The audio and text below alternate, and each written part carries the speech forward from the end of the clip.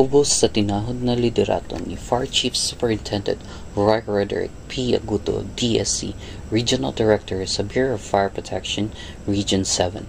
Malampuson nga gipahigayon ang ika-40 na tinuig nga selebrasyon sa fiesta ni St. Florian, ang gisaulog nga patron saint sa mga bumbero. Ang sentro sa kasaulugan mao ang solemne o espiritual nga misa sa fiesta nga gipamuluhan mismo ni Most Reverend Oscar Jaime L. Florencio, Obispo sa mga Military Ordinariate of the Philippines.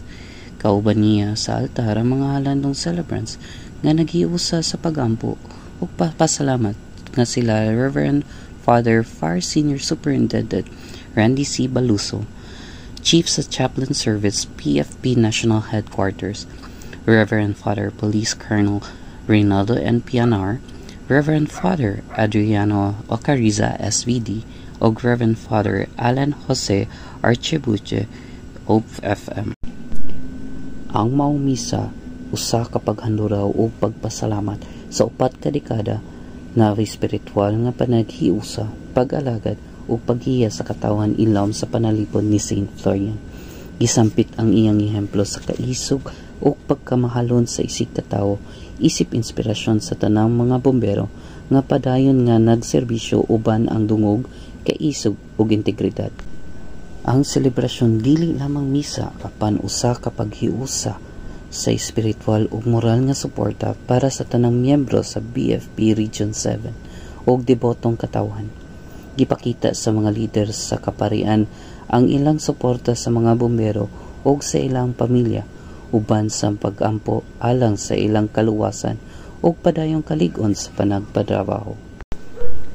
Pagkahuman sa misa, gipahigayon ang usa ka balaang posisyon diin gidala ang imahe ni St. Florian sa palibot sa simbahan o lugar sa selebrasyon.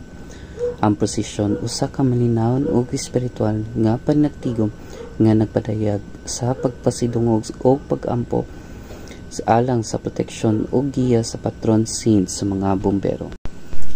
Gawas sa misa, ang tibuok selebrasyon usa-usab ka oportunidad sa pagpasalamat sa Ginoo sa mga panalangin sulod sa 40 ka tuig ug usa sa pagkaningkamot sa pagpadayon sa misyon sa serbisyo nga may espiritual na pundasyon.